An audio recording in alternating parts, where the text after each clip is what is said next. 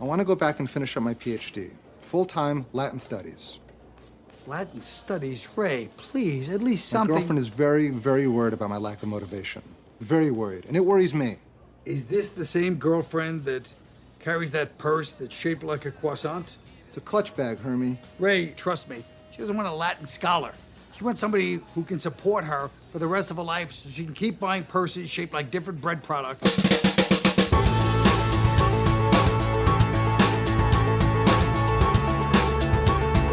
Hello, everybody. Welcome to another fantastic, stupendous, amazing episode of Boys Watching Girls. We are just two boys watching HBO's Girls. We are your hosts. I am Joe Welke. I am Vance. And boy, do we have an episode for you today. This is the end of Season 2. Episode 10, total episode 20. This episode is titled Together. It's directed by Lena Dunham, written by Judd Apatow and Lena Dunham. The original air date was March 17th, 2013, and it had 632,000 viewers, 0.632 million viewers. This one, this one made me sad for some reason. It's interesting to find out Judd Apatow wrote this. It has a very... Yeah. This was like the worst rom-com episode I've ever seen. Like, it's all the bad things that a rom-com could do. All crammed in there. It's like... I was going to make a joke that this was like it was a really interesting, upbeat series finale. Like, was it? Yeah, it was like upbeat in like it has not in a the way finale, that like you don't want it to be upbeat. Yeah, it's got like that whole end of the series. They all walk away kind of weirdly happy. Like, yeah, it's like, I'll say this: it's everybody in the show is happy, but I feel like the people watching it are not happy.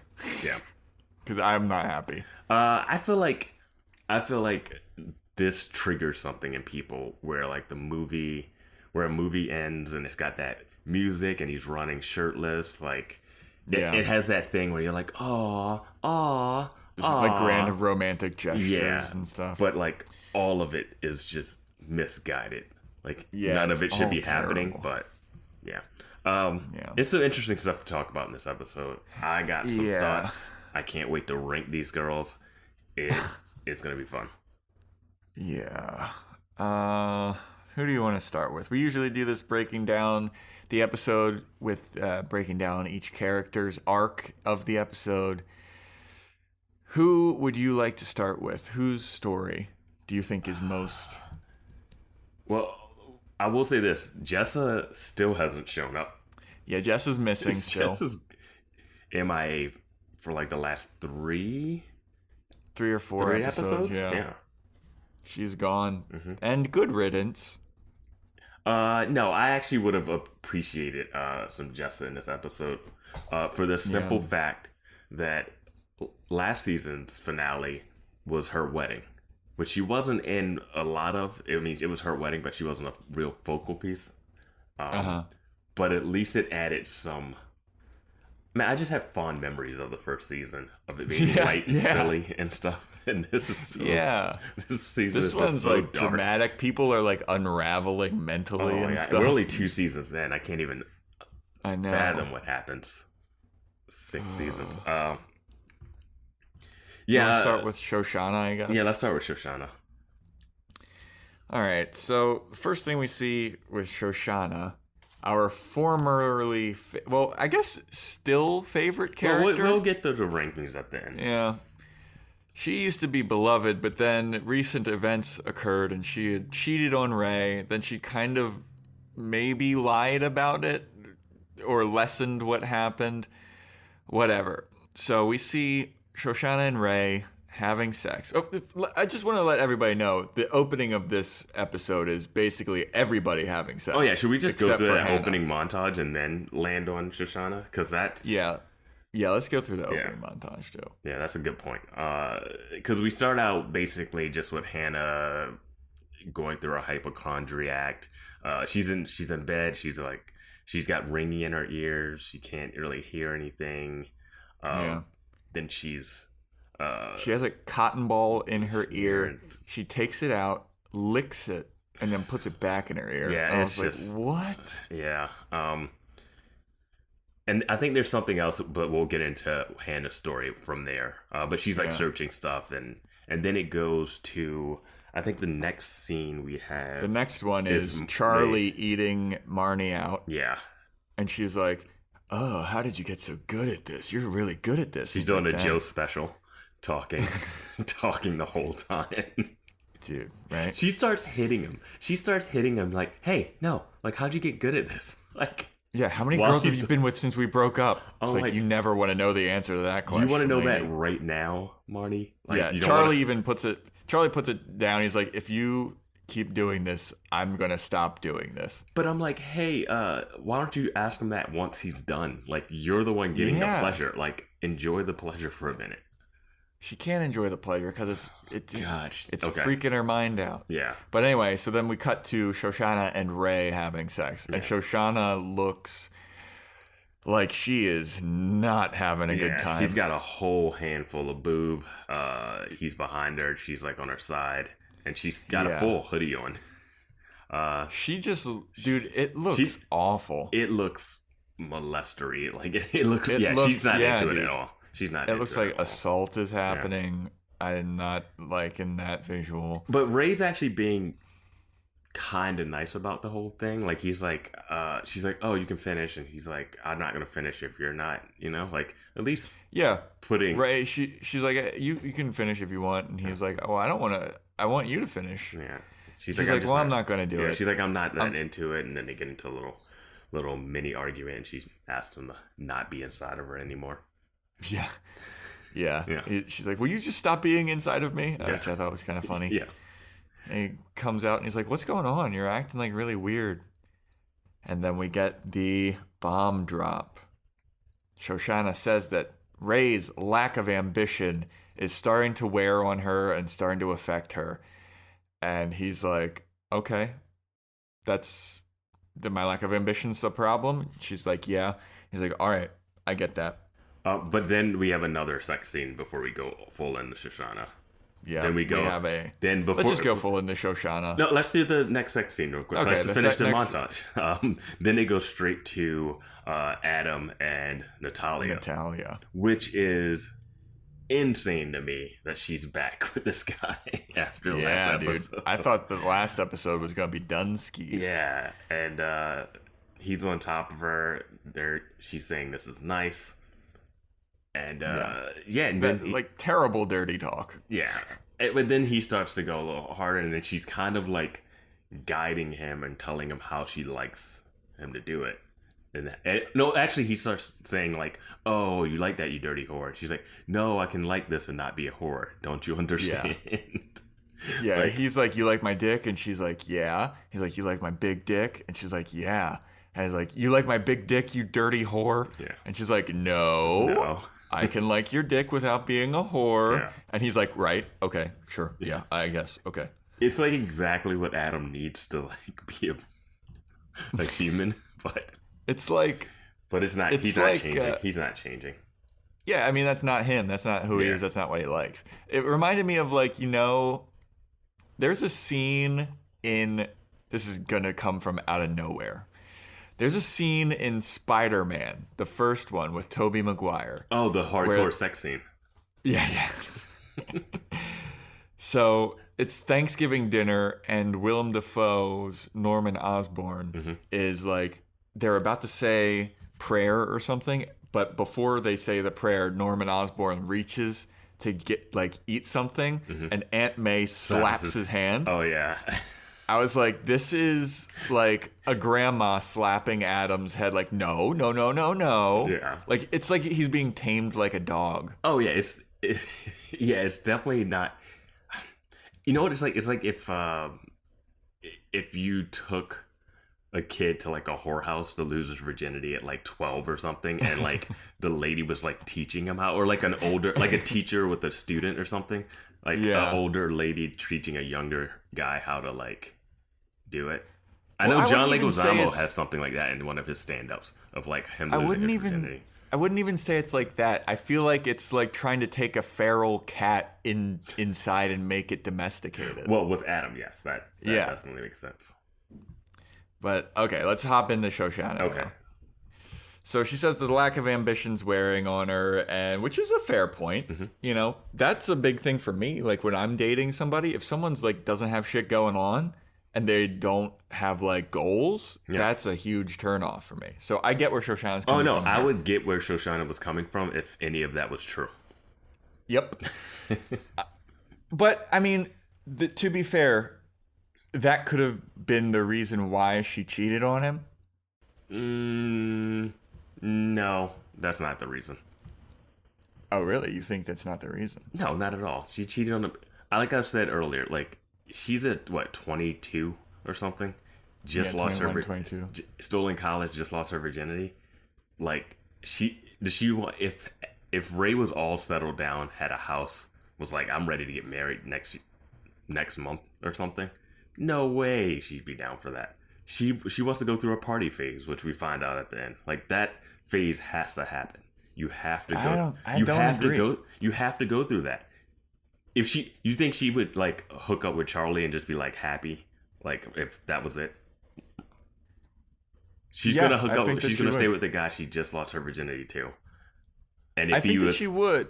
I think that she would hook up with a guy that's already like successful and has ambition and stuff, because she seems like that like fairy tale princess kind of thing. Like that's what her ideal version of a relationship is. And if it's like the first person I lost my virginity to is the perfect man, like I think that she would stay with that person. There are lots of people that do that. There are people that do that. I just don't think her character, she definitely wants the like fairy tale lifestyle, but if he just inherited Starbucks right then, she still would leave him. Because right when we'll get to it. Like, we can go on, but I'm going to stick with my point. So Ray kind of takes this critique to heart. Mm-hmm. And he goes to Grumpy's, and he's like a man on a mission. The music that's playing is like good, like I'm a man on a mission music. He walks up to his boss, and he's like, look, Shoshanna told me that my lack of ambition is like really affecting her. And you know what? To be honest, it's kind of affecting me too. I want to do something with my life. I don't want to be a loser. And he's like, he's talking to his boss, who is Colin Quinn, which is awesome. Yeah. Which fits. Once I saw him, I was like, oh, now I understand why Ray manages this place. Exactly. Yeah. It totally fits. I mean, it's called Grumpy's. Of course, Ray and Colin Quinn would work there. Colin Quinn from SNL fame and Night at the Roxbury. SNL, Tough Crowd. Tough Crowd, yeah. Comedian. Yeah, great comedian. So he's like, I want to go back to school. I want to get my PhD in Latin studies or something, right? That was it? Latin studies? Yeah. And Colin Quinn's like, nobody gives a fuck. That's not going to change things. Like, that's not what she's upset about. Nope. She wants like a person that's got shit going on in terms of career. Like, nobody cares if you're a Latin studies PhD. No. So then Colin Quinn's like, you know what, Ray? I really like you, and I just bought property at this other place, and I want to open up another Grumpy's, and I would like you to be the manager of it.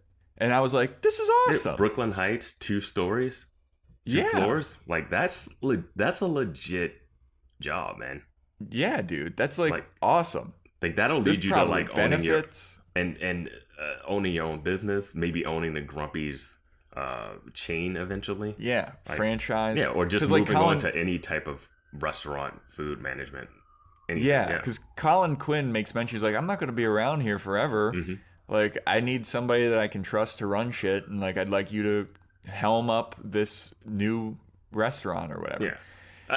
What I'll say about this is like, as much as Ray is a little bit of like a non-motivated starter, as we keep saying that he is, it seems like he has the more stable thing.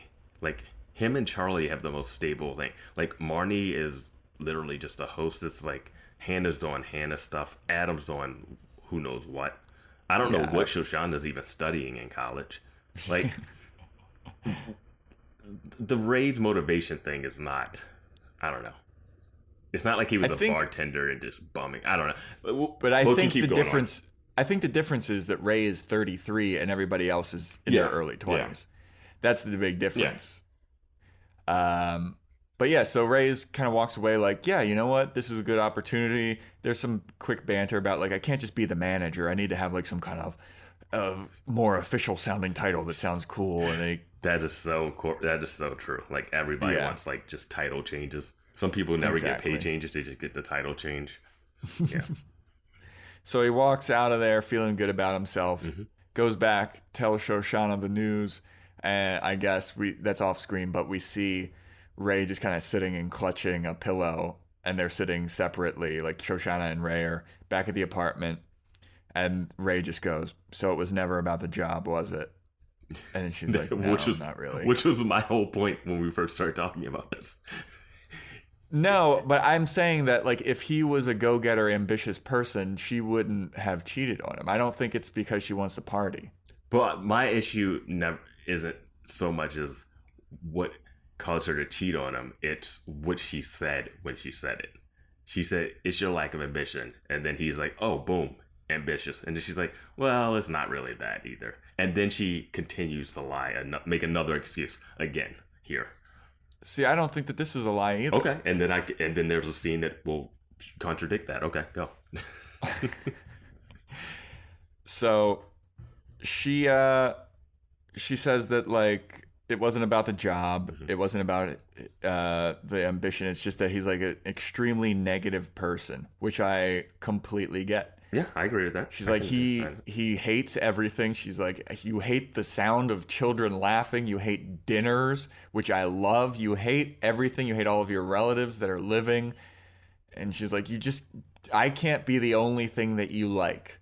And he's like, and then she says that he needs to get therapy. And he's like, I don't need to get therapy. And she's like, yes, you fucking do. She like stands up and screams it.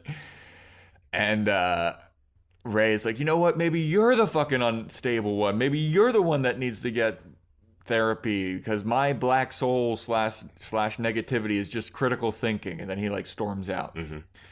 But before he storms out all of that, he says, is there someone else? Right. Is there someone else? Is there someone else? She's like, no, it's not. And he's like, blah, blah, blah. And she's like, I would never date a blonde. He's like, is it a tall guy, tall, blonde, Scandinavian guy? Yeah. Just like, and she's making like, shit up off. And she's like, I'd never be caught with a tall blonde guy or something like that. Yeah. And then the next scene is her at a bar with a tall blonde guy making out with him.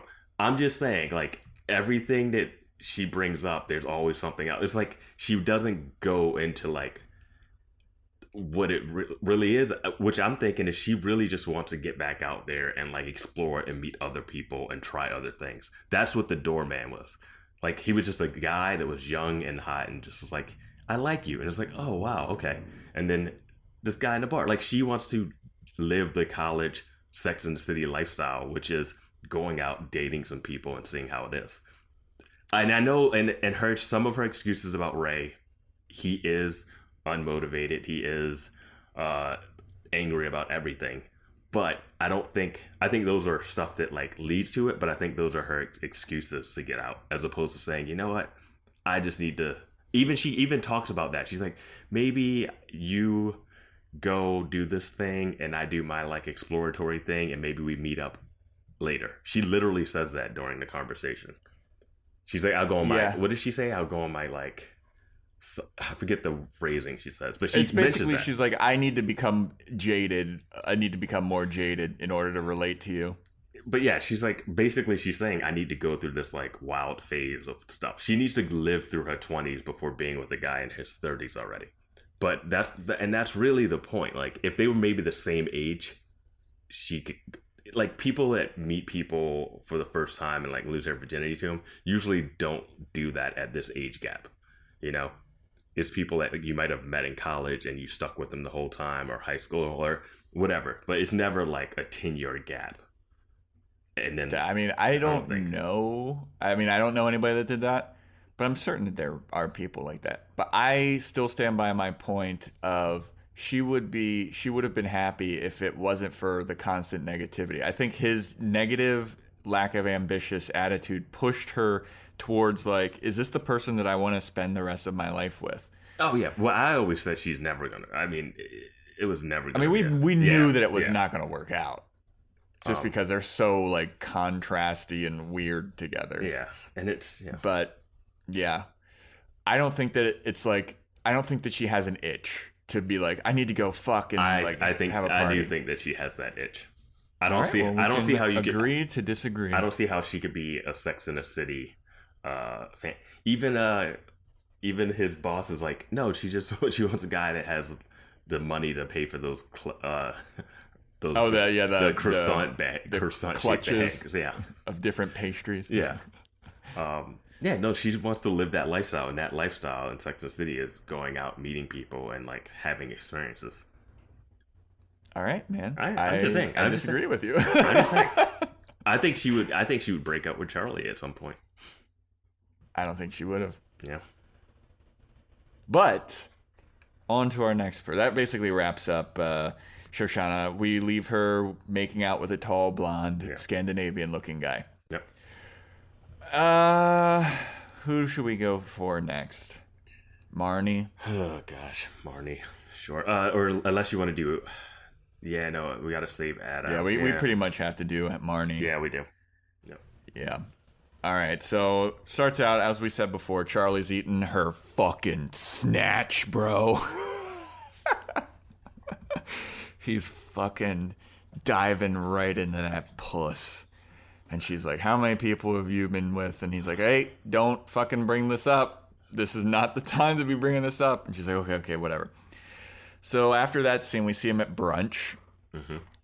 And she's talking to Charlie, and she's like, this is so nice. Like, this is exactly what we needed. We needed to break up and then do our own thing for a bit. And then now we're settled down. Yeah. She said we're settled down old fogies. Yeah. Wait, it's been like before that, month. she starts mentioning Hannah for some reason. She's like, Hannah doesn't get this. And I'm like, oh, come on, Marnie. Are you really bringing Hannah into this? Throwing Hannah under the bus yet again. Oh, yeah. So she's like, yeah, now we're old fogies. We're settled down. And Charlie's looking at her like, what are you fucking talking about, lady? And she's like, yeah, we're settled down now. Like, it's fine. We had our thing. We have our experiences, our past experiences. We went off and did our separate things, and now we're settled down. Yeah. And Charlie's like, no, we're not. Yeah, I don't get Charlie at all in this scene. Yeah, so much of this is inconsistent. Yeah, I don't understand why he had that reaction at the table. I feel like it was a power move, maybe. It almost was until later on. So Marnie freaks out because Charlie's being like, no, we're not settled down. And she's like, so are you fucking telling me that we're not dating right now? And he's like, Marnie, come on, let's not do this right now. And she's like, yeah, you fucking... Ah! She stands up and she starts freaking out. She's like, you don't want to date me? She's like, we're doing casual sex? I never thought we'd be the couple that does casual sex. And it was just like, okay. And then she's like making a scene in this restaurant. Yeah, she's making a scene, yelling at Charlie from across the restaurant. Like, we're not dating. You don't want to date me. Because if you don't, this is your last chance and I'm leaving. And Charlie's just looking around like, what is happening? Well, he says across the restaurant. Really? Yeah. And I was like, wow, Charlie, good for you. That's what I was thinking. I was like, all right, Charlie. Yeah. And then... So, because like at this point, Marnie is just assuming things, which is not smart. You need to have a conversation. You don't need to just be like, yeah, we're together. You're like, no. Yeah. Especially them. They have such a complicated bullshit. Yeah. So anyway... So she storms out. Charlie runs after her, and he's like, hey, what are you doing? Like, what's going on with you? And she's like, this has been the worst year of my life. No, let's not just skip over that Charlie ran after her. Yeah. Like, why? Why did he run after her then?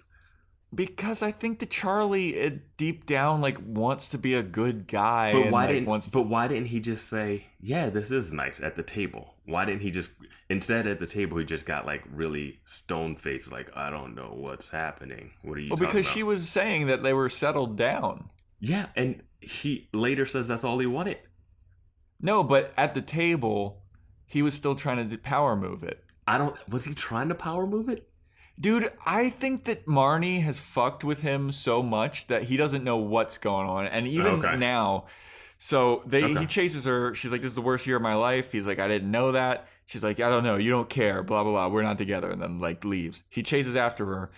And she's like, "Look, I love you." She doesn't say I love you. She said, "I want to be with you. I want to wake up next to you every morning. I want to have your brown babies. And I want to watch you die one day." And then he's like, "That's all I ever wanted to hear. I love you. And everything that I've done in my life has been about you. And all of my success has been to prove something to you or like impress you." And then they hug and shit. And they're back together now. All right. There's two things in that little last piece that she says that are really telling. One. We're not. I fucking forgot that I skipped over this line. Well, I want to watch you die thing. She says, "I want to watch you die." She also later on says, I don't love you for your money." Yeah. So those two lines are huge to me. One, she goes like, "I want to have your kids and I want to watch you die." Great. She says he's going to die before her. She's going to outlive him. Like, I love how that's just casually thrown in there. Yeah. And then second, it's like, after they hug, she's like, "Oh, no, I'm not doing it for your money." Yeah. You don't need to say that. When you say that, that means that you are. Yeah. And then he goes, and she's like, "I don't even know how much money you have." And Charlie's like, "It's a lot." And I was like, then they start making out. I was like, "Oh, Charlie. Charlie. What a sucker." Charlie.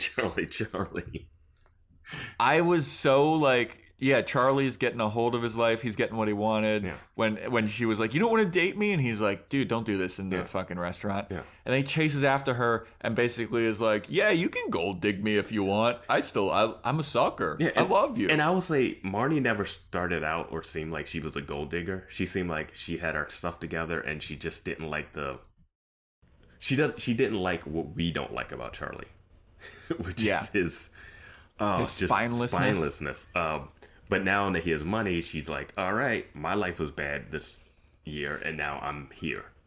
And she does something later in this episode, which is even more telling to me. That when her life is bad, she does certain things. When her life is good, she does certain things, and it's all dependent on her like level. But I just Charlie, man. Yeah, dude, I don't like this. Like I said at the beginning of this episode, this is like they're happy for now, and like you should be watching this being like, "Oh, I'm happy they're back together" or whatever. That should be like the culmination of this like on again, off again thing. And be like, "No, you should be together." But I hate this. Yeah, and that's why I said it felt like a series finale. Like, because you see them walking later arm in arm, like in like meatpacking district or something, and it's just this like romantic walk away. You finally got the girl. End of any rom-com, you know. Yeah, dude. And it's just, and I'm just like, so is that what we're supposed to be rooting for? That she gets back with Charlie after this season? Yeah. Like, he made a bunch of money and now she just sung us. And now all of a sudden she likes him again. What about her singing? We did two episodes. Dude, wait a minute. We did two episodes about her wanting to sing, and then she went and sung. I forgot about the singing. There's no singing. Oh, that's gonna be painful. He's gonna be like, he's gonna have to fund her singing career. Yes, dude. That's gonna be so awful. And he's gonna go broke, and she's not gonna get picked up. She's gonna start fucking like a record label guy. She's gonna break up with him soon as he starts losing like a couple $1,000s. Oh, dude, as soon as she gets signed to a label, she's breaking up with him. This is the worst. Yeah. Romance, quote unquote romance. Yeah. And there's another romance in this show that should be worse. Oh, yeah. I think we should transition to that now. Well, we have to talk about. Well, yeah, we can talk about Marnie in Hannah's story. Yeah. It's just one little part. Yeah. You want to take the lead on this? I'm fucking exhausted from this. Oh man. Okay, so Neither of us want to talk about. I knew once I started talking about Marnie and Charlie, I was gonna feel a certain way. It's deflating. Every It's time, deflating. every time he has a power move, he never uses it. No. He has positions of power, and it's like he's on top of her in like a full mount, ready to like just fucking ground and pound her, and then instead he just like lets her get on top of him and take his back. When she and was choke him storming out. out, I was like, great, she's gonna storm out. We're gonna see another scene, and then they'll talk later in the episode. I was like, good for Charlie to be like, no, we're not immediately going back to where we began. We're gonna ease into this like thing. We're gonna have casual sex for a while. We're gonna hang out. Maybe we get back together. That's exactly what should have happened, Vance. That is such a better thing. We need to rewrite the show. Well, then it wouldn't be girls. It just wouldn't be girls. All right, so let's Hannah. Oh, Hannah. So we talked about her in the beginning. She's like in a room, like hypochondriacing it all up, like searching for all kinds of she's medical Googling ailments. all kinds of medical shit. Yeah. And then she ends up getting a call from the guy David, who is the guy who is He's the funding book guy. the ebook that she's supposed to be writing. And he's complaining about pages that she hasn't sent over. And she's saying, hey, what about the last pages? Have you rethought those? Because I want this next draft to be a third draft, not a second draft. And he's just like, no, I just want pages. If we don't get those, I'm going to sue you for the advance that we paid you. You know? Yeah, because he's basically like, I know that I gave you that check, and I'm certain that you spent that check, so you need to deliver what you owe me. Yeah. And if you don't, we can sue you, and I don't want to be that guy, but you're making me be that guy. Yeah, and he is that guy. He's totally that guy. I mean, he's been a weird The guy person. that says, I don't want to be that guy is always that guy. I'm surprised he's the one that makes that phone call. But anyway, That's true. that's just the show. So then she gets, does she call? She calls her dad after this Yeah.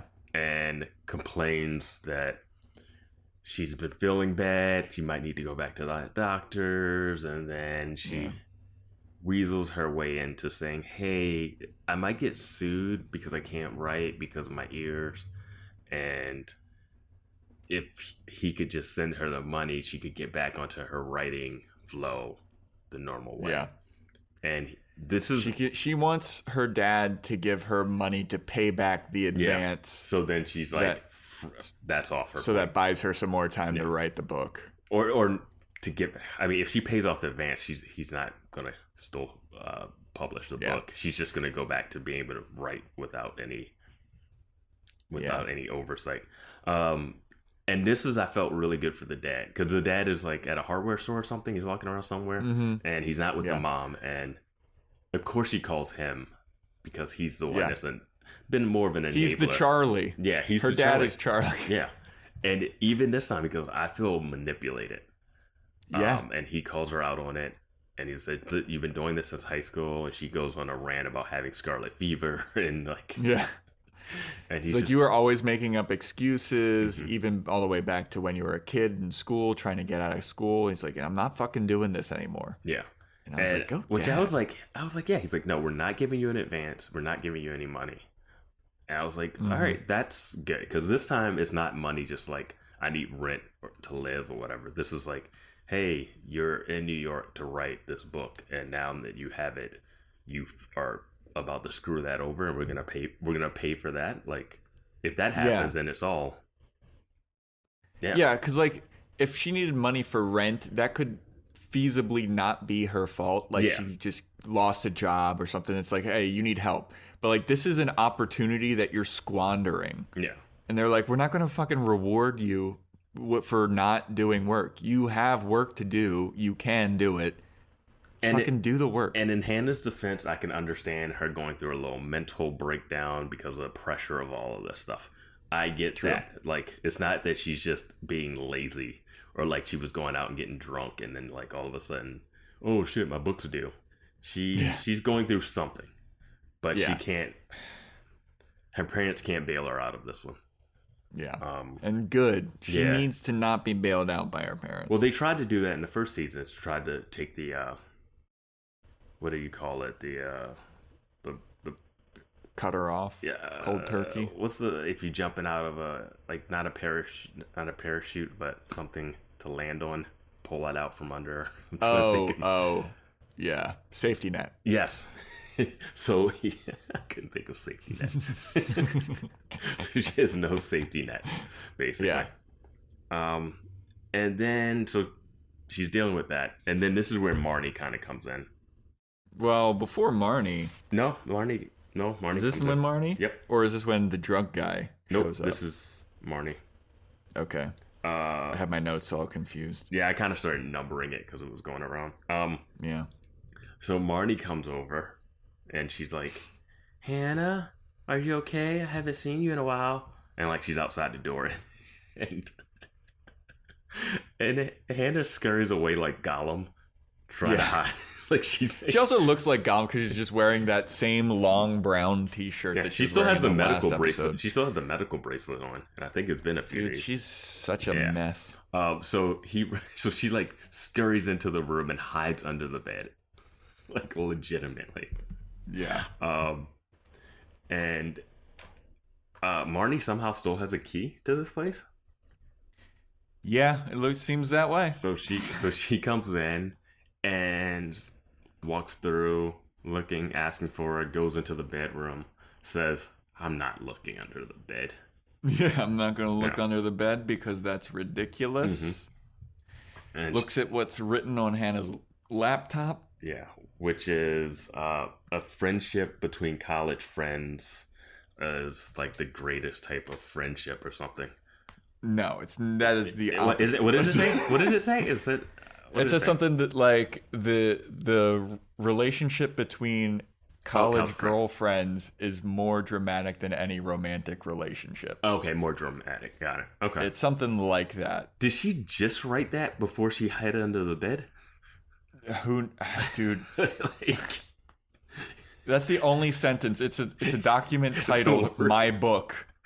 And that's the only sentence that's written. Which is only works if the person reading it is Marnie. Yep. So did she type that and then hide under the bed, or was that just there? I think that was just there. Wow. But and I love, this is the thing I was going to bring up about Marnie. Marnie has not checked in on Hannah in days. I don't even know where their friendship is, because last time we saw them, I think it was like that dinner. I don't even remember the last time the two of them were. Oh, it was at Booth's party when she invited her and she had that weird raincoat on. Yeah. And they had that like talk where they were lying about their lives in the. On the phone. Yeah. Like, I'm doing great. I'm doing fine. Yeah. So they were at that point, I thought, having a better. I thought they were coming to an understanding at that moment. And this time she just comes over, and Marnie's coming over so she can brag about being back with Charlie. Yep. That's the only reason she's over there. She does not care about Hannah's well-being. It's not literally just to be like, hey, my life's going great. This is what's new with me. Yeah. Like, she hated in the first season when she broke up with Charlie that Hannah had Adam and everything was good with her, and like she just couldn't take it. Mm-hmm. Like, she loves Hannah being down and her being up. And that's usually their dynamic. I just don't understand how these two would ever become friends. I was just thinking about like who I think Marnie would hang out with, and it doesn't seem like she'd hang out with any of the girls from Girls.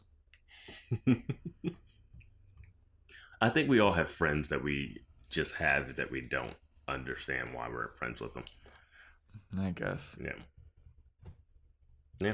But anyway. So after she looks around for Hannah for a bit, as she's leaving, I don't exactly know what it is, but she steals something from Hannah's apartment. Oh, does she? I might have been writing Did you not something see down. that? I might have been writing something down at that point. As she's leaving, there's something on Hannah's table, and she looks at it, she picks it up, looks at it, and then just walks out with it. I don't know what it is. I was hoping that you would seen what it was. I was too busy writing in all caps. Marnie only came because her life's better. Well, if she did she put the key down? Was she putting a key down, or was she taking something? No, Vance. It's like a big decorative ornament or something. Really? Like she has to take it with two hands. Oh wow! I don't normally go back, but I'll have to look at that. Yeah, I don't know what it is, but it looks like some kind of decoration or something. Listener. Yeah, our listeners, right on our Facebook or email, BoysWatchingGirlsPodcast at Gmail. What does Marnie steal from Hannah's apartment?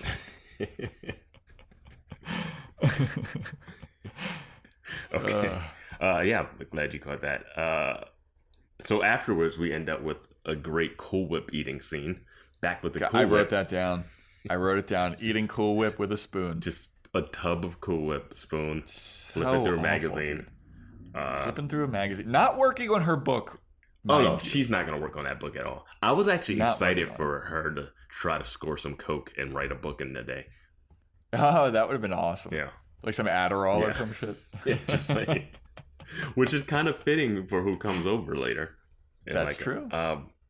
But no, then she starts to do the Felicity, and she starts cutting her own hair. Well, Felicity, I don't think cut her own hair, but I remember when that show came out, Kerry Russell cutting her hair between seasons was like a big deal. You actually watched that show? Oh, I never watched it. No, I never watched it. No. But it was a big deal for when it was a pretty big show. But when it was like, oh my God, Kerry Russell, it was like short hair. It was before any girl had short hair on TV. It seemed like. Oh, okay. You know, like in like American sitcom-y TV kind of, or not sitcom-y, but that kind of TV. Yeah. Mainstream national broadcast, young adult, whatever. I think that was What was that show about? Wasn't she like a lawyer or a judge or something? No, she was pretty young. I have no idea. I have no clue what Felicity is about. And Felicity will not be our next podcast. For people. For people Felicity. that are chiming in. We're about to find out what it is. The series revolves around a fictional college experiences of the title character Felicity Porter as she attends the University of New York. Sounds fascinating. We might have to watch Felicity. That sounds fascinating. Girl goes to college. Things happen. That's all that says. That's exactly what this show is that we're currently watching, Vance. Is it? It's not New York. It's not NYU. It's University of New York. It's a fictional. I'm putting it's in quotes, University of New York, and then in parentheses it says based on New York University. Okay. Which lies across the country from her home in Palo Alto, California. Okay. Yeah. How will she ever handle the big city? It only went for 4 seasons, and each season correlated to one of freshman year, sophomore year, junior year, senior year. That's smart. Yeah, that's pretty smart. Yeah. You know what? Maybe we will do Felicity. I'm not doing Felicity.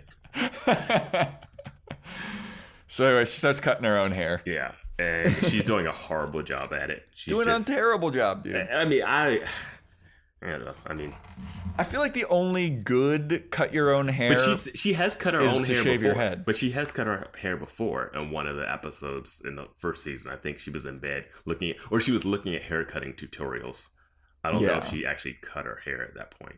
But I don't think she did either. I think something stopped her. She was trying to cut her hair to a picture of Michelle Williams, it looked like, or something. Yeah, I'm not sure who it was. She was kind of out of focus in the magazine. I'll say this. I feel like you can cut your own bangs if you're a girl every once in a while, you know? But she was like trying to full on cut her hair. Oh, yeah. Like, maybe it started with her just trying to cut her bangs, and then she was like, this looks awful, and then just kept going. You know when you don't want to cut your hair is when you have an OCD thing that makes you do things as an 8. Yeah. Like, that's not a good time to start cutting your hair. No, that's a great, excellent, hilarious point. Yeah. So she calls over the only fashion person she knows. The only person that I guess will talk to her at this point, or that she wants to Did you know talk exactly to? who it was when I had no idea who it was. So they cut from her and messing up her haircut in the bathroom to her sitting in a chair in like her living room, and there's a person behind her cutting her hair, and you don't see his face, and you just hear the voice. I'm like, it's not Elijah. I was like, it can't be Elijah. I mean, yeah, I forgot all about this character, to be honest. I was like, oh, if it's Elijah, like, that makes sense, but I'm only doing that in the stereotypical he's gay. I guess he knows how to cut hair. Yeah, well, I knew it wasn't Elijah because the voice didn't match. But then it wasn't anything I could recognize right away. Exactly, same. And then it pans up, and it is Laird, the downstairs neighbor who she hooked up with once on coke or something. Yeah. I completely forgot this guy existed. I forgot his name. The first bit of notes I flipped that back I have, through my notes to figure out what his real name was. Dude, my first couple notes I just wrote drug guy. Yeah. And then later on she says Laird, and that's when I started writing down Laird. Yeah. But, so he's cutting her hair. It looks awful. Yep. But he's like, I think I nailed this. Yeah. I mean, he's doing as good a job as a guy that you called up from the downstairs that has probably zero hair cutting experience. Like, what do you expect? Like, it's a mess. But then she says my quote of the episode. Okay. After he's done cutting her hair. Yeah. So she is like she's unloading her mental breakdown onto Laird and being like, dude, I have not been feeling good lately. Like, I feel awful. And he's like, well, you know, I know exactly what you mean. Like, I've been there before. And then she stands up. She's like walking over to her fridge. And this is my favorite thing that happens in this episode. She says, I don't know. I haven't been eating a lot recently, so I don't know what I look like. I feel like I probably look really like scary thin, don't I? And then Laird goes, nope. You look like you're voluptuous. You look your old voluptuous self. And I was like, that was so Hannah fishing for like a silver lining in this, like, oh, I'm having a mental breakdown, but at least I'm losing weight. And Laird's like, no, you're not. And he said it with like such joy. Like, he wasn't like trying to be mean or anything. He just said, like, you're just your it seemed like voluptuous self. It was like he thought that she wanted to hear that she was still voluptuous. Yeah. But it was so obvious that she did not want to hear that. And I mean, this guy just likes her. Like, you know, he did like her. Yeah, he's a big fan of her. Yeah, and it's just like, hey, he liked you as you were. No need to change. Like, whatever. And again, why does he like her? Because I don't understand why anyone likes because this show. girl. I guess. Yeah. He hasn't even interacted with her really. He only seen her. We've only seen her try to score drugs off of him, and he's like, I shouldn't do that. I'm a recovering No, but he liked addict. her before that. He liked her from just seeing her around the place. Yeah. And then she goes into a whole like, oh, I feel so like, she starts sweeping up the hair, and she's like, I feel like when you break glass and no one cares if you cut yourself or whatever. Basically kind of referencing the dad taking away the safety net and like, and alluding to later when she complains that all of her friends abandoned her, even though she just ran away from one of them. And he's like, you know, I cut myself cleaning up glass all the time. Yeah. Which is, he's making it work somehow, these lines. He's like trying to relate to her as she's going on this like overly dramatic, like, I have to be an adult now kind of monologue towards him. And then she falls over and she's like kind of like she just lies on her back like, oh, I feel so bad. And he goes over to her, he's like, oh my god, Hannah, do you need a doctor? And he's like got his arms on her shoulder, and because she like lays down, looks like she's trying to pass out or something. And he like grabs her, he's like, do you need me to call a doctor? Do we need to take you somewhere? And then she says something like,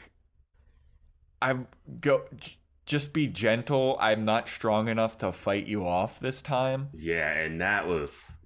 I was like, what the fuck, and he's dude? like, that's when he's like, fuck you, Hannah.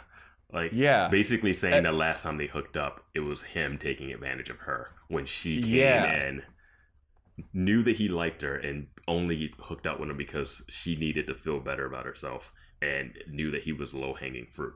And she was like, this is only happening one time. Now she calls him over and then does this. And I think she wants him to have sex with her. You know, I don't think she's saying it like in a way where it's like, don't do this because of, you know. Oh, you think so? I think she's like, oh, I don't know. Actually, I can't. I have no idea what's going on with her. But I don't, to be honest. But he has the right reaction. He has the reaction Charlie should have. He has an excellent reaction, and as soon as he did this, I was like, fuck yeah, dude. Yeah, man. Fuck yeah. This is what Hannah needs to hear. He stands up, he takes his hands off of her, kind of gives her a look like, what the fuck is wrong with you? And he starts being like, you know what? I really liked you, and I thought that you were like a really cool person, and I had feelings for you, but you are the most self-involved, rotten person that I've ever met, and I thought that you were like a good person, but until I realized that your insides are rotten. Yeah. And I was like, damn, dude. Yeah. That's awesome. It's what needed to be said. But you know what? It did need to be said, but she's not going to fucking learn. No, exactly. From it. It doesn't mean anything. It means nothing. It's exactly what she needs to hear. It's exactly what she needs to listen to. Yeah. And she's not going to. I'll say this about Ray. When Shoshanna doubled down on Ray having to be motivated, at least he tried to put some action in because he cared about a person. You know? That's true. He was, when she was like, yeah, your lack of ambition. He was like, you know what? You might be right. Yeah. I need to get my life together, and I need to do it for you because I love you. Or he should do it for himself because that's what you should do stuff for. But her being the external motivator is But this statement that Laird says to her should hit her deep. It should, in a different movie, she'd get cut to her cleaning up the house, you know, and getting her life together, you know. This is, I feel like, symbolic of a lot of people these days, is that he's saying what she needs to hear, and instead of being like, you know what, you're right, her reaction is going to be, wow, you know what, you're a fucking asshole. Oh yeah, that's been her move every time. Like anytime my parents would say something, and I feel like that's a lot of people's moves. Because if everybody being the victim, if everybody reacted to advice that was helpful, then there wouldn't be any problems. Like people know, you know what I mean? Like if everyone just did what someone told them that was actually accurate, then there wouldn't be problems. Yeah. There would, but people. Some people have to hit super low points before they fully change. It has to sink into you. You know, you hear it. You've been told, "Oh, I really need to do this all this time." Like, it's eating healthy, like doing work, like getting more sleep, like anything small or big. You know. Yeah. But yeah, so and it this was a movie, it would feel a little better. You know, like it would be like okay, but because we've seen this happen about 18 times already. Yep. And we know it's not going to change, so nothing's going to change. So after this scene, we get the phone call, which I hated it. I hated this. Yeah, and this is where we get the first but we get some Jessa. We get some Jessa in here. So some semblance of Jessa still existing in this part of this show.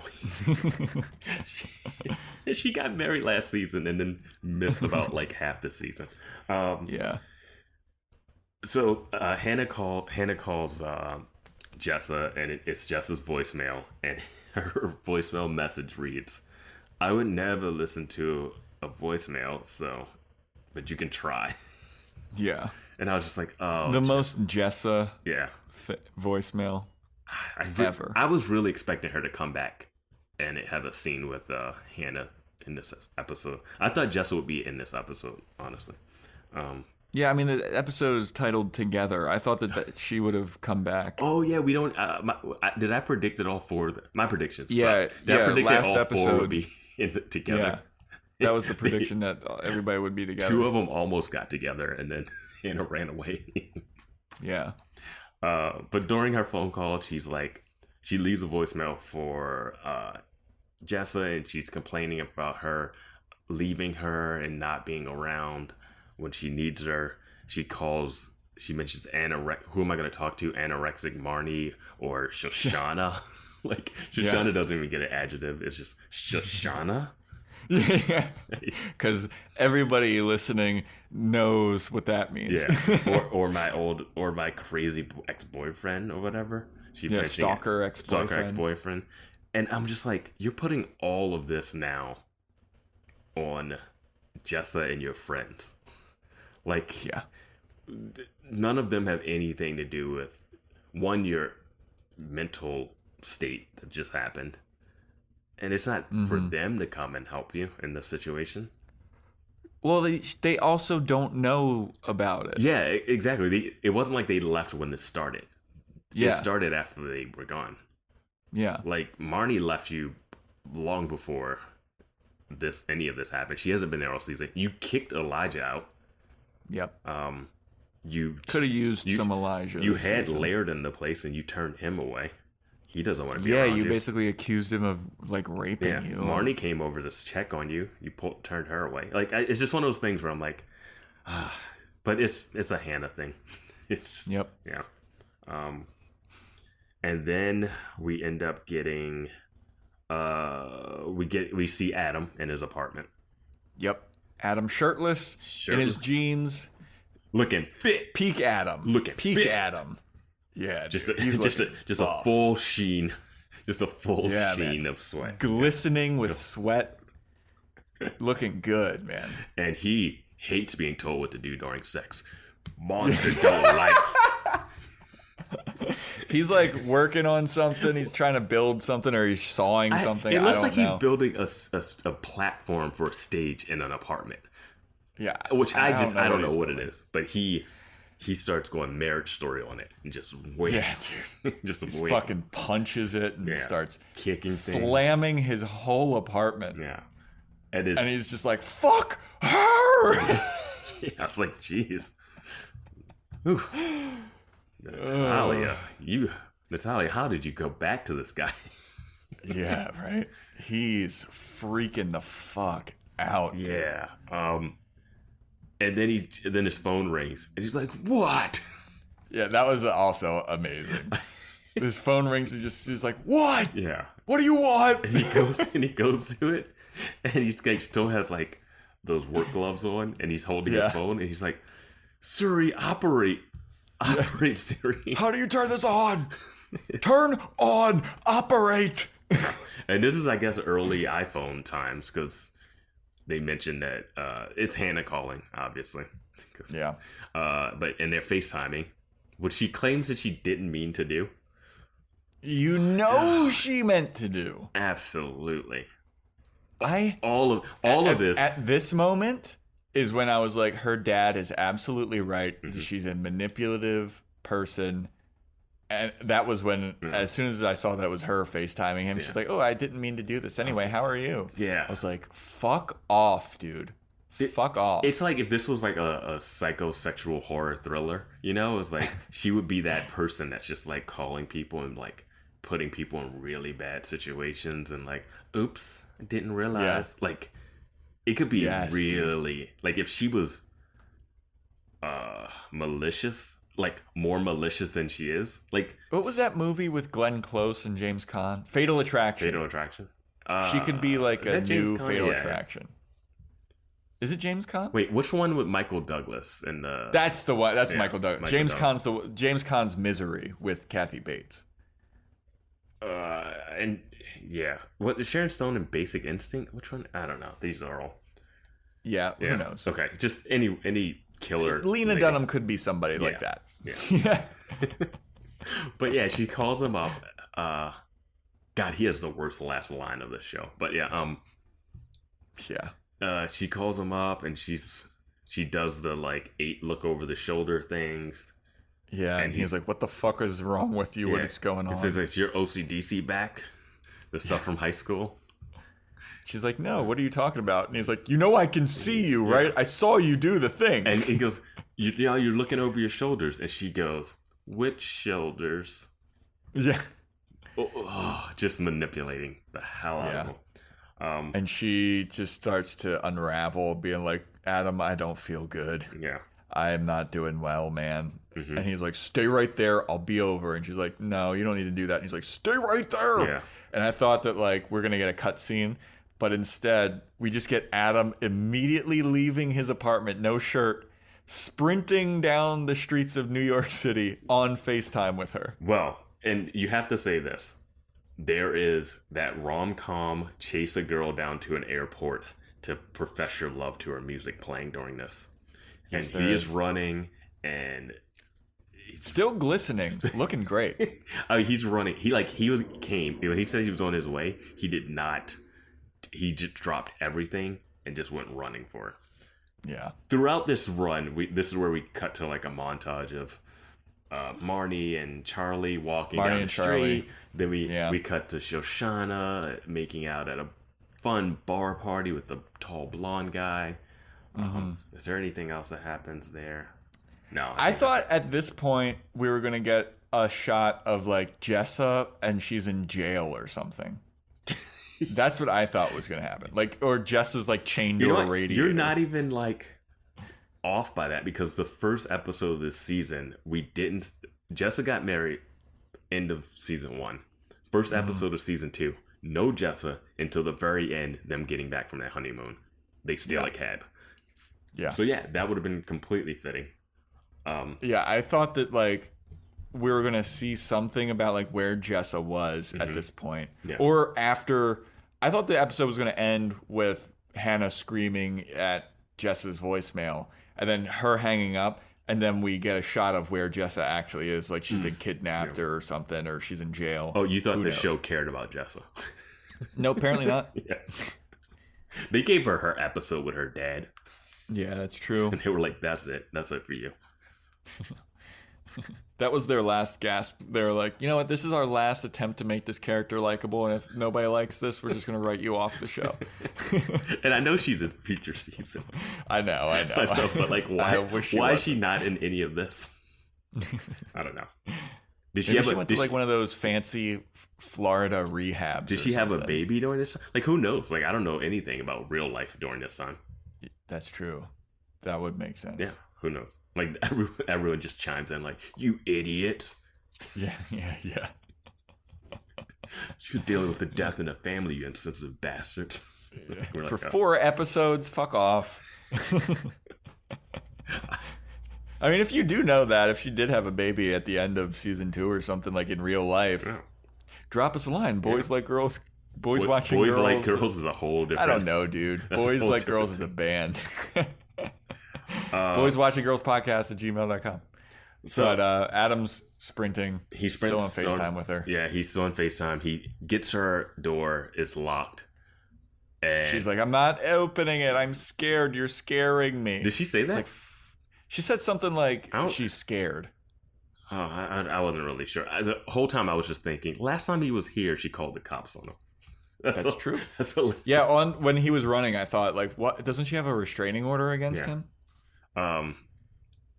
Yeah. So he kicks it doesn't matter. It doesn't matter. Yeah. He kicks the door down because he's a big, strong man, and goes there. It's actually kind of badass. Kicking down some of those New York doors are not easy. Yeah. Like, that's actually bad if that door is that easy to be kicked down. In an apartment building. She's got like multiple locks on there too. There's like a deadbolt. That's impressive. That's an impressive Hannah door kick down. Even bother to get up and open the door for you. Right. This guy sprinted across New York City. Had to go on the subway. Anyway. Yeah. He gets in there. She's underneath like 12 comforters, it looks like just a comforter. And he pulls it out and she's curled up in a ball, like with her knees tucked into her chest. With her little boy haircut. Yeah. She looks up at him. And I don't remember exactly what he says. She says something like, I can't believe you're here. And then, she says, I can't believe you're here. And then he goes, I was always here. And then he picks her up and they start smooching. And they start kissing and her legs are like hanging off his arms and she's kicking him up and down like a little kid that's so happy. Yeah. And like this music has been swelling this whole time. Yeah. Like, yeah, this is what we want. And the whole time I'm thinking, what? I was always here? Like, that's a okay line, but means nothing. That's an okay line for if this was, like you said, the series finale. Or the end of the movie. Or the end of a movie, like a rom-com movie. You know what it is? It's that you had me at hello. You know, it's that kind of thing. But it's like, that's not their relationship. Their relationship is not this. Yeah, she should have been like, I can't believe you're here. And he should have been like, what the fuck are you talking about? I was FaceTiming you on my way here. Like, that's Adam. That's Adam.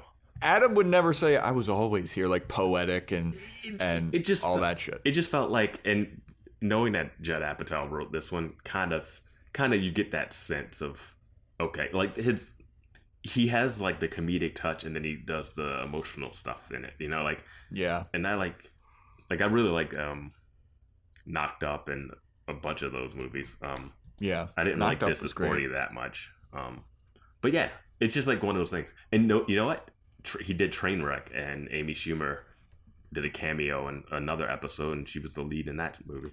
So there's some tie-ins there. Yeah, and he produces this show. So, but yeah, that's super. It's super interesting how they decided to just end it very. I don't know. I just prefer like the ending of last season, even though that felt like a fever dream. Yeah, I don't know what is going on with. I don't know what's going on with the show, dude. Well, I will say this. I'm excited for next season. I didn't think this would lead me into it, but they did like a weird reset. This is what it felt like. It felt like a weird reset. Like Hannah and Adam are back together again. Marnie and Charlie are back together. Shoshanna is single, and she's single, young, and has lost her virginity. So now she can just date. And Jessa is presumably dead. Yeah, I don't know. Like, I thought we'd have some Jessa wrap up. Nope. But who knows? And then Ray, I think he still stays on the show. Maybe not. I don't know. I have no idea. I hope he does. I like Ray. Well, he's gonna be working in a whole different part of Brooklyn. That's true. I did like Ray. I was wondering how they would keep Ray's him gonna on. show up again. Fucking Laird showed up again. Laird, Ray's showing up again. Yeah, people pop up. Is Elijah showing back up? I don't know. Yeah, maybe in like the last season. Yeah. So I will say this: my end thoughts is that this felt like a really bad rom-com at points. Yes. It felt like a rom-com where the people, when they get together, this is how I felt about it. It felt like a rom-com where the couples that get together, I wasn't rooting for them. Yes, exactly. Like, and that's always the thing. You want to root for the couple to get together. Yeah. Or you want them to not get together and get with the person that they're supposed to get with. You know, if they have, if there's like another person, like most of those like early 90s, late 80s comedies where it's like, I'm going after the hot girl, and then they have the nerdy friend that helps them, and then they realize, wait, I like my nerdy friend. I shouldn't have been chasing after this person the whole time. That's the Marnie Charlie situation. You don't need to chase after. Maybe I feel like the Marnie Charlie situation. Marnie's gonna hook up with Ray. The Marnie Charlie situation is like, the guy is like, I'm going after the hot girl, and he has a nerdy friend that's trying to help him. Yeah. And then he gets with the hot girl. Yeah. And he's just like, I'm happy now. And you're like, okay, I guess that's life. You're just like, oh, but what about the nerdy friend that we were rooting for? It's like, fuck her. No, winners win. Yeah. All right. Are we ranking these? The likability rankings. Let's just do we haven't done this in a while. Yeah, let's just do the girls. I don't think there's enough guys floating around for this. Because if I'm going to do the guys real quick. Charlie, you suck. Yeah, Charlie sucks. Charlie, you're so. Just come on, man. She's gonna She's gonna break your heart again. But do you also feel like Adam doesn't have a spine at this point? But I will say this: Adam felt manipulated at the end of this episode. But when he was talking to Ray, when he was walking, he was like, I know she has flaws, but she sees my flaws and appreciates them. Like, he gets something from from her. Like, he can do his weird sex stuff and call her a whore, and like she'll be a part of that, you know. She'll go to his apartment and be like, all right, cool, this is fine, you know. Like, he can be him around Hannah. That's true. That's why I've always said Hannah and Adam hookups, keep them away from other people. Like, I don't want what happened in Natalia last episode to happen to anybody else. Yeah, dude, that was horrifying to watch. Yeah, so let's just have that. Stay with Hannah, who can deal with it. Dude, there are some really just horrifying to watch sex scenes in this show. Yeah. That I'm like, this is awful. Yeah. Mainly like all of them. I like that Marnie manages to keep her clothes on again. She's fully dressed in this sex scene. So that's my take on their two relationships. I can't wait. Let's see them double date. Let's just see some double dating with Hannah, Marnie, and Charlie and Adam. Yeah. Okay, so let's rank the girls and get out of here. All right. This is the big season 2 wrap up likability rankings. Yeah.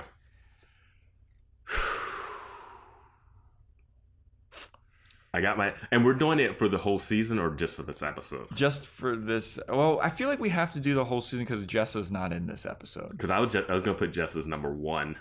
Yeah, I was going to say Jessa would be number 1 for this episode because she did nothing. She just like didn't pick up her phone. Even I can make her 2 for the line that her voicemail said. Yeah, you know what? I'll put, for this episode, Jessa's number 1. Yeah, okay. Jessa's number 1. Jessa's number 1. For me, I would say that Shoshanna is number 2. Shoshanna's number 2. Oof, this is where it's tough. Yeah, the basement dwellers, Marnie and Hannah.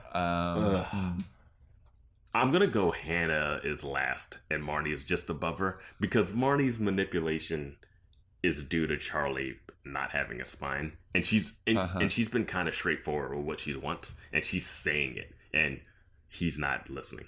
You know what I mean? Like, she's like, I want to be in a relationship. That's not her fault for wanting to be with Charlie. It's his fault for accepting it. Yeah, I'm with you. Marnie is number 3 for me, and Hannah's number 4. Because Hannah's trying to manipulate every person that she interacts with in this episode. Laird, her dad, like calling Adam, calling Jessa and complaining about all of the girls. Like, yeah, she calls Marnie anorexic. That's supposed to be her best friend. Yeah. And it's the first time she really trashes her, like, outside of, like, we never hear her trash Marnie outside of, like, stuff too much. Yeah, okay. Marnie's number 3. Yeah. Hannah's definitely number 4. Okay, if you had to do the season, though, the season, Shoshanna's number 1. Even though she cheated. Yeah, I'm going to go with the folly of youth. Yeah, that's fine. It's a reluctant number 1, but she's not a head of. Well, she is above everybody else though, just based off of this last episode. I'll say for the season, Marnie's number 2 because she had her fling with Booth Jonathan. Mm-hmm. She's like trying to figure shit out. She's manipulating people, but she's like flailing, and she finds her inspiration where she wants to be a singer or something. I might go Marnie number 3. Who do you got at number 2? I might go Jessa number 2. And it's Jessa weird. Number 2. Were you going to make Jessa 3? I was going to make Jessa 4. 4? Like, and worse Marnie, or Hannah number... Yeah, because, dude, I fucking hate Jessa. But, like, she hasn't been in a bunch of the season. Most of the stuff has been her at that dinner scene and her with their parent and her with her dad. Yeah, it's terrible. Yeah, but it's all terrible stuff. But I think the stuff that Marnie has done has been worse throughout this season. I mean, it's been definitely worse throughout the whole season. So you have Marnie at the bottom. No, I got Marnie 3 and Marnie 3 and Hannah 4. See, I got Shoshanna, Marnie, Hannah, Jessa. That's my ranking for the whole season. You think Hannah's been better the last few episodes than Jessa's been worse the other episodes? Every scene that Jessa's in, I dislike Jessa. Even when there are some redeeming qualities. The season started and she was like having puppies and stuff. She was like living the dream, painting naked people, showing the good boob. Yeah, I don't. No, I mean, she was kind of pleasant then. That's what I'm saying. Like, it was that, and then the dinner scene, but then which is just awful. Like everything that she did afterwards. But the dinner and then she abandoned her friends. She could be dead. No, but I mean, she could be dead. Like, I mean, yeah, she's not. Nobody knows where she is. The abandoning her friend was bad, but the stuff that Hannah and Marnie have been doing, coming into like gold digging straight in. Like getting, like that's like Shoshanna straight up cheated on Ray. Like, I mean, these are some more egregious stuff than like. I mean, we were texting each other about this, about how like it's crazy to me. I'm saying this, that Shoshanna cheated on Ray, who we really like. We like Ray as a character on this show, and she's still the most likable girl in this show. Yeah.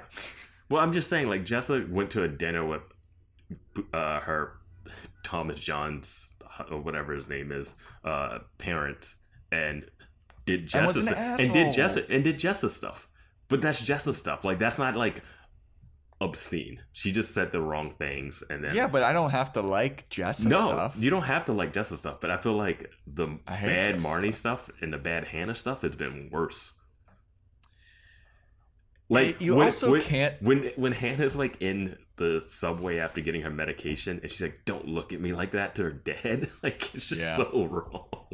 Like, I mean, just so many things she did is so negative. I feel like and granted, Jessa doesn't have as much screen time this season, but the screen time, I don't know. For me, it's tough. Jessa's a reluctant 2, closely tied with whoever my 3 is, and I think my 3. I gotta try and remember what happened with Hannah this season. There are certain times where I like Hannah got upset and kicked out Elijah. So Hannah's going in my basement. I'm gonna go. Elijah, the MVP of the show. Without like going too deep and like putting notes together, I'm gonna say Shoshanna, Jessa, Marnie, Hannah. Shaking my damn head. You can shake your head. It's hard, man. It's hard. It's picking straws. They're all very unlikable characters at this point. Basically, the way I put it, I think I put whoever had the most screen time. Screen time. Whoever had the most opportunity to be terrible. Shoshanna had the least. Jessa had the second least. And then Marnie just didn't have enough. And Hannah had all the screen time. So, yeah. That makes sense. Yeah. All right. Well, that wraps up season 2. Yeah. Any last predictions for what happens season 3? I don't know, man. I really have no idea what's going to come next. All right. We got to give one wild prediction. I think that we talked about it a little earlier with Charlie's going to be funding Marnie's singing, and then she's going to get signed by and really not a big label or anything. Mm-hmm. I think she's going to get signed by some kind of indie thing, and they're going to hook her up with a music producer or a label person, and she's going to bang that person and leave Charlie. And Charlie's going to be like, what? Maybe they get married and she divorces him or something and takes his money. I don't know. I don't see that ending well for Charlie. I think Jessa's going to come back and start working at Ray's coffee shop. That'd be hilarious. Yeah, I'm just throwing that out. I have no idea. I'm really curious where she is. I think Hannah is going to get fired by the ebook person. Oh, she's already fired. You wanted pages that day. Yo, dude, but all the people in this show never get fired. They do egregiously terrible things. They never get fired. Remember, dude, she sexually harassed her boss, and he was like, "I want to keep you." Well, she probably walks. She'll probably the season will open, and that'll be her book signing. Yeah. So I think she's gonna get dropped by the book person, and then she's gonna get a job at a feministy BuzzFeed article place. Oh, I'd watch that. I think that's what. And then what do you think is gonna happen with Shoshanna? I think Shoshanna's just gonna date a bunch of random people. And that's any wild prediction? No, she's gonna run into Ray. They'll have a weird conversation. She might run into Charlie. She planted a seed of hooking up with Charlie at one point. Yeah, a little Chekhov's gun. Is she gonna hook up with Charlie? Yeah. Chekhov's gun does not work with this show. Well, we will have to find out later in our later episodes where we start season 3. The next episode, season 3, starts with an episode that is titled "Females Only." So girls. We're going to have to stay tuned for that. Until next time, that wraps this shit up. Later, guys.